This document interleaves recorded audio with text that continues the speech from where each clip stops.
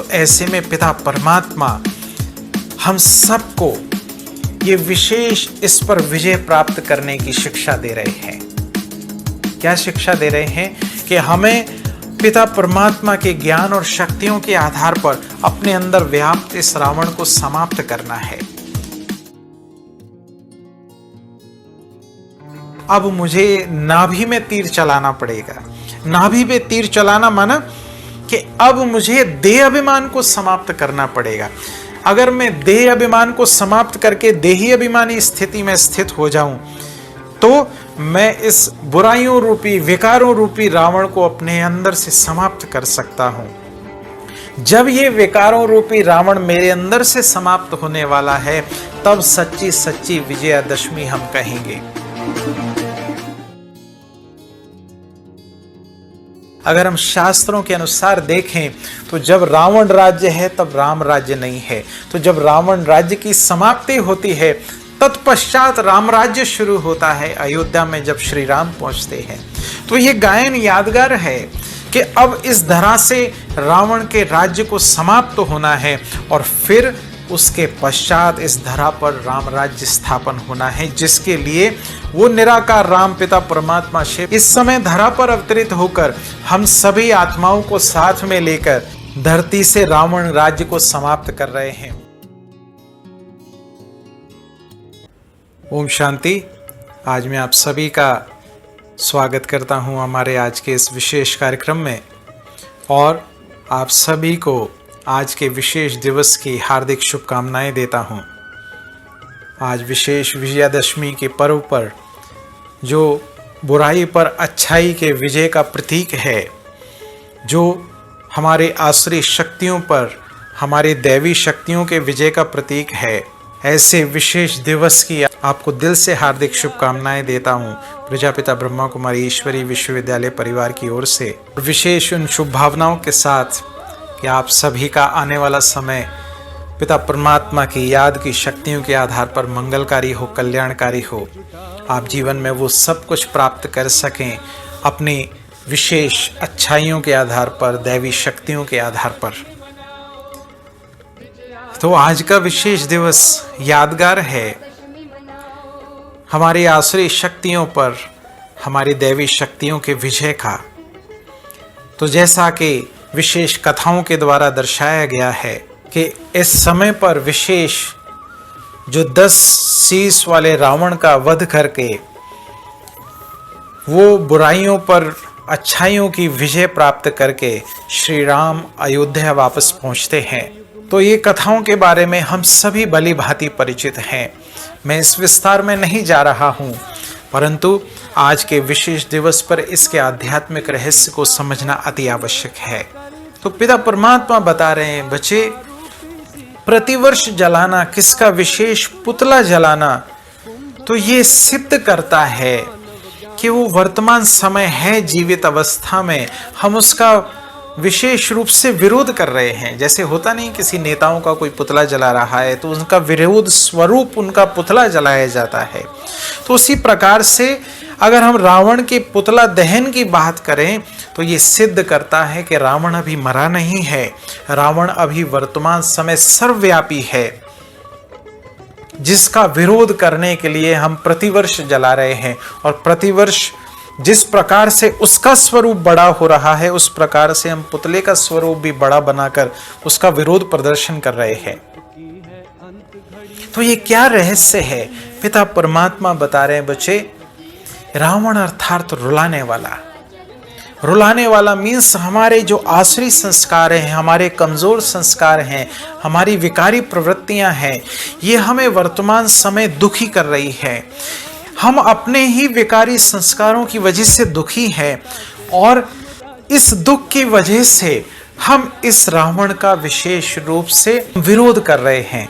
तो 10 शीश दिखाए हैं रावण के। तो 10 शीश माना 5 विकार पुरुष के, 5 विकार स्त्री के, तो कंबाइंड स्वरूप दिखाया है रावण, 10 शीश वाला रावण। और वर्तमान समय इसका स्वरूप देखें तो हर घर में उस समय तो एक ही रावण दर्शाया है, आज तो हर एक विकारों के वशीभूत होकर रावण के स्वरूप में परिवर्तित हो गए हैं।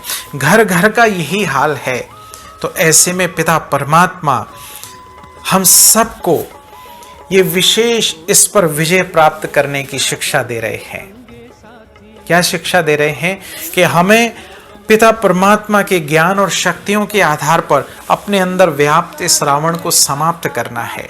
और रावण का स्वरूप अगर हम देखें तो ऐसा दर्शाया है कि हाथों में शास्त्र भी दिखाए हैं और शस्त्र भी दिखाए हैं। तो ये प्रतीक है, मुख में राम बगल में छुरी। ये स्वरूप आज के समय पर है, सर्वव्यापी है रावण। पूरी धरा पर रावण का राज्य है ऐसे समय पर। और दर्शाया है कि जितना वो शास्त्रों का ज्ञाता है उतना ही मूर्खतापूर्ण काम कर रहा है। तो आज के समय पर हम ये देख रहे हैं, जो भी ज्ञानी आत्माएं हैं, जो अपने को ज्ञानी कहलाने वाली आत्माएं हैं, वो भी वर्तमान समय ऐसे मूर्खतापूर्ण कार्य कर रही हैं। ऐसा दिखाई देता है जैसे उनके मस्तक पर गधा विराजमान है। गधे का मुकुट दिखाया है रावण को। इतना बुद्धिमान, लेकिन वो ऐसे बुद्धिहीनता के कार्य कर रहे हैं। तो ये रावण का स्वरूप वर्तमान समय दिखाया है। तो अब पिता परमात्मा इसको समाप्त करने की शिक्षा दे रहे हैं।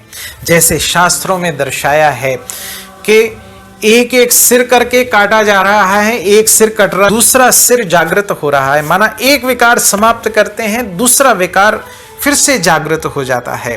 तो अब पिता परमात्मा इस समय इसको संपूर्ण रूप से समाप्त करने के लिए विशेष शिक्षा दे रहे हैं कि बच्चे, अब मुझे नाभि में तीर चलाना पड़ेगा। नाभि में तीर चलाना माना कि अब मुझे देह अभिमान को समाप्त करना पड़ेगा।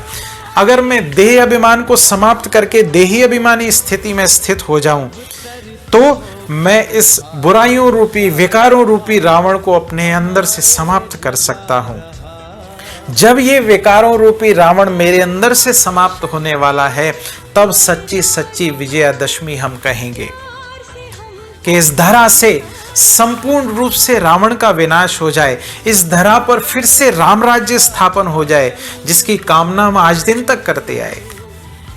और वंडरफुल बात ये, अगर हम शास्त्रों के अनुसार देखें तो जब रावण राज्य है तब राम राज्य नहीं है।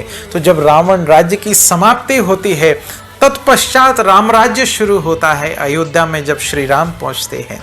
तो ये गायन यादगार है कि अब इस धरा से रावण के राज्य को समाप्त होना है और फिर उसके पश्चात इस धरा पर राम राज्य स्थापन होना है, जिसके लिए वो निराकार राम पिता परमात्मा शिव इस समय धरा पर अवतरित होकर हम सभी आत्माओं को साथ में लेकर धरती से रावण राज्य को समाप्त कर रहे हैं।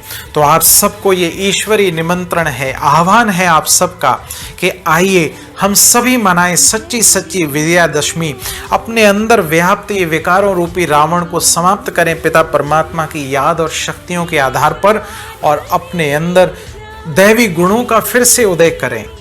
अब अगर हम धरा पर नहीं कर सकते तो कम से कम हर एक अपनी अपनी जिम्मेवारी ले कि मैं अपने अंदर कम से कम रावण को समाप्त कर कर इस राम राज्य की स्थापना इस मन बुद्धि में करूंगा। हर एक ये दृढ़ संकल्प करे। तो इन्हीं शुभ भावनाओं के साथ आप आइए, आकर समझिए किस प्रकार से पिता परमात्मा ये विशाल कर्तव्य कर रहे हैं। पुनः आज के दिवस की आप सबको हार्दिक शुभकामनाएं। आपका आने वाला समय मंगलकारी हो, आप शक्तिशाली बने, अपने अंदर से बुराइयों को समाप्त करें। तो बैठे मस्तक सिंहासन पर, मैं आत्मा शक्तिशाली स्थिति में स्थित, सर्व प्रकार के विकारों और बुराइयों से मुक्त, परमात्मा ज्ञान गुण शक्तियों में संपन्न दिव्य शक्तिशाली आत्मा। मैं आत्मा परमात्मा श्रीमत और शक्तियों के आधार पर अपने अंदर से सर्व विकारों को समाप्त करने की विशेष पुरुषार्थ कर रहा हूं। कहा आए नव सृष्टि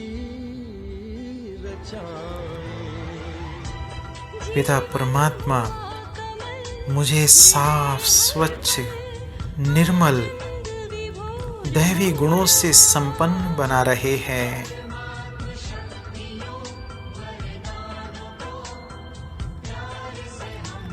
अब से मुझे अपने हर कार्य इस श्रेष्ठ दिव्य शक्तिशाली स्थिति में स्थित होकर ही करने हैं।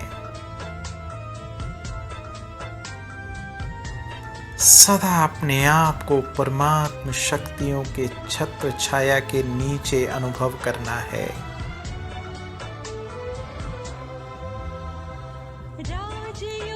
देखें स्वयं को, मैं आत्मा भ्रुकुटी सिंहासन पर विराजमान, चमकता हुआ दिव्य सितारा, शक्तिशाली स्थिति में स्थित। ओम शांति। युग परिवर्तन करारा।